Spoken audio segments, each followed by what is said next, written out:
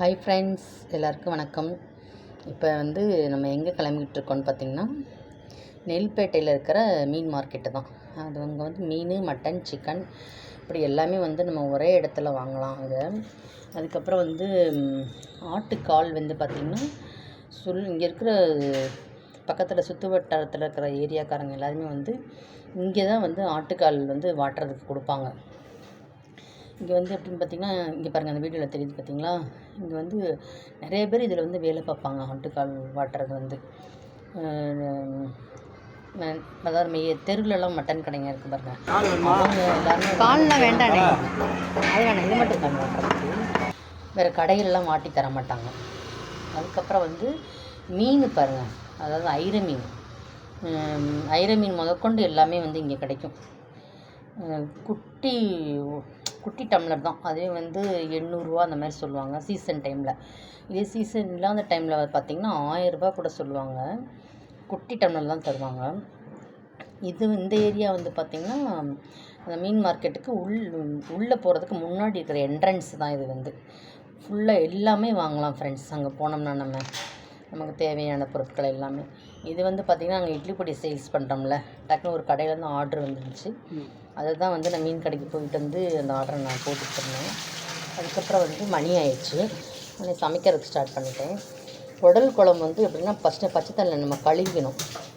நல்லா ஒரு 5-6 தடவை தண்ணி வச்சு கழுவிக்கிட்டு, அதுக்கப்புறமா சுடு தண்ணி காய வச்சு அதில் ஊற்றணும். ஊற்றி ஒரு அரை மணி நேரம்னாலும் வச்சுருக்கணும்.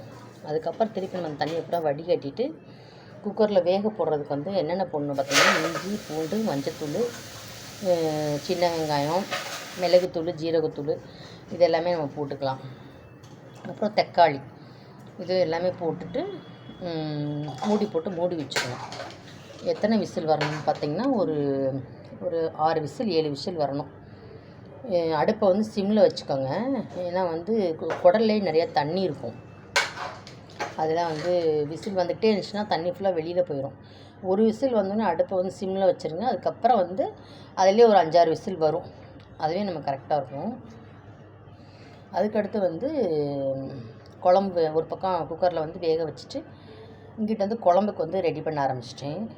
என்னென்ன போட்டிருக்கேன்னு பார்த்திங்கன்னா, தேங்காய், பட்டை, சோம்பு, இந்த ஸ்பைசஸ்லாம் இருக்கும் பார்த்திங்களா,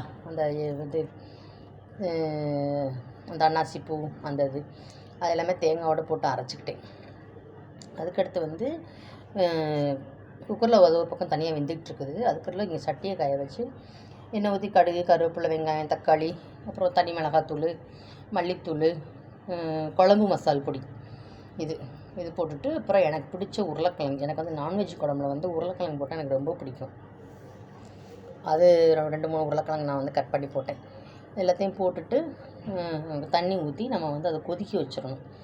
1 நிமிஷம் அது கொதிக்கணும். கொதித்ததுக்கப்புறமா தான் நம்ம அடுத்தது என்ன செய்யணும்னு பார்த்திங்கன்னா, தேங்காய் ஊற்றணும். மறைச்சி வச்சுருக்கோம் பார்த்திங்களா, அந்த ஸ்பைசஸ்லாம் போட்டு அந்த தேங்காய் நம்ம போடணும்.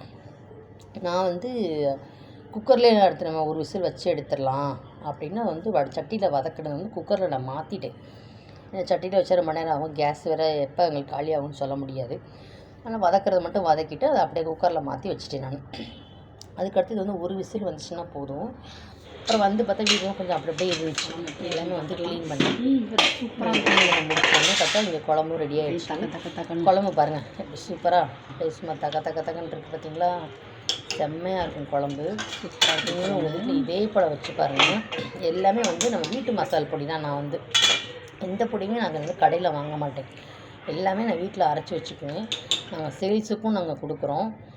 நீங்கள் வேணும்னாலும் இங்கே வாங்கிக்கோங்க, வாங்கி யூஸ் பண்ணி பாருங்கள், சூப்பராக இருக்கும். அதுக்கப்புறம் ரொம்ப பசியாகிடுச்சுன்னொடனே சாப்பாடு போட்டு சாப்பிட ஆரம்பித்தாச்சு. அவ்வளோ டேஸ்ட்டு. குடல்